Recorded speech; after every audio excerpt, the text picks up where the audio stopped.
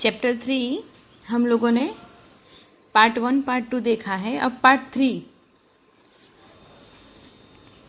जून 1998 में सुनीता को नासा के लिए चयनित किया गया। अगस्त 1998 में उन्होंने नासा में प्रशिक्षण प्रारंभ कर दिया।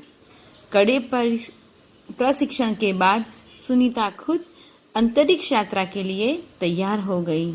सुनीता बताती है कि अंतरिक्ष स्पेस स्टेशन में ज़िंदगी आसान नहीं है। खाने से लेकर नहाने तक यहाँ सब कुछ कठिन है। हम लोग घर में होते हैं तो हम नॉर्मल होते हैं, है ना, खा सकते हैं, पी सकते हैं, टहल सकते हैं। लेकिन अंतरिक्ष में सुनीता बताती है हमें कि ज़िंदगी जीने की आसान नहीं है। खाने से लेकर नहाने तक यहाँ सब कुछ बहुत डिफ़िकल्ट है, कठिन है। लौटने में मुश्किल होती है। आरंभ में चलने फिरने में दिक्कत होती है। हड्डियाँ कमज़ोर हो जाती है। दिमाग तैयार होने में समय लगाता है। सुनीता ने खुद को अंतरिक्ष प्रशिक्षण लेकर तैयार किया। वैज्ञानिक तकनीकी भरे व्याख्यान, रूस में रहकर अंतरिक्ष कार्यक्रम तथा उनके यान आदि के बारे में जानकारी प्राप्त की। उनके गोताखोरी में अनुभव होने वाले भारहीनता से स्पेस वॉक प्रशिक्षण में सहायता प्रदान की। अंतरिक्ष यात्रा के संदर्भ में बहुत सी वैज्ञानिक जानकारियाँ और मुश्किलों के बारे में जाना। वे अंतरिक्ष के संभावित खतरों से खेलने के लिए पूर्णतः तैयार हो चुकी थी। सुनीता पूरी तैयारी के लिए 9 दिन पानी के अंदर भी रही। प्रशिक्षण खत्म होने में करीब 8 साल लगे। डिस्कवरी अभियान फ्लोरिडा के कैनेडी स्पेस सेंटर से फ्लाइट इंजीनियर के तौर पर डिस्कवरी मिशन में शामिल होने के बाद 10 दिसंबर 2007 अटलांटिस अंतरिक्ष यान से सुनीता स्पेस स्टेशन पहुंची। 17 दिसंबर को अंतरिक्ष में चहल कदमी की। पृथ्वी से 360 किलोमीटर की दूरी पर कक्षा में स्थित अंतर्राष्ट्रीय अंतरिक्ष स्टेशन की गति प्रति घंटे 27,744 किलोमीटर थी। यह अड्डा प्रतिदिन पृथ्वी के 15.7 चक्कर काटता था। अर्थात सुनीता ने पृथ्वी के 2,967 चक्कर अपने अंतरिक्ष प्रवास में लगाए। इस अभियान में सुनीता ने 29 घंटे 17 मिनट तक स्पेस वॉक करके अंतरिक्ष में रिकॉर्ड बनाया। इससे पहले अप्रैल माह में 4 घंटे 24 मिनट में मैराथन जीतने वाली पहली अंतरिक्ष यात्री बन चुकी है। अंतरिक्ष के बोस्टन मैराथन में 4.5 घंटे में 42 किलोमीटर का सफ़र काटने वाली प्रथम अंतरिक्ष यात्री हुई। सुनीता ने अंतरिक्ष में 188 दिन और 4 घंटे के शैनॉन यूसिक का रिकॉर्ड तोड़ा। सुनीता विलियम्स का 6 महीने तक रहने का अनुभव है कि वहाँ व्यायाम करना बहुत आवश्यक है ताकि मांसपेशियों और हड्डियों की शक्ति बनाए रखी जा सके, शरीर को लचीला बनाए रखा जाए और कि साइकिल चलाना, दौड़ना, हवा में तैरना आदि। अंतरिक्ष यात्रा में सोना मुश्किल, रोज डिब्बाबंद भोजन,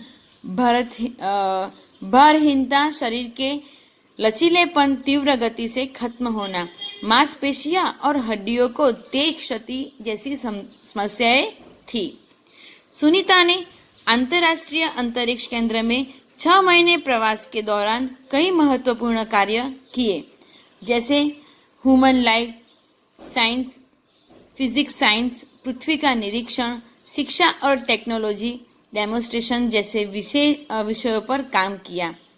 इसके अलावा सुनीता ने इस दौरान जमा किए गए ब्लड सैंपल न्यूट्रिएंट्स से संबंधित अनुसंधान कर रहे वैज्ञानिकों तक पहुंचाए। सुनीता ने कहा, यहाँ पर सबसे बड़ी बात मुझे यह लगती है कि हमारी पृथ्वी कितनी शानदार है। दुनिया को अलग अलग नज़रिए से देखने का मौका और यह अंतर्दृष्टि मिलती है कि अपने यह ग्रह को कैसे आने वाली पीढ़ियों के लिए बचाए।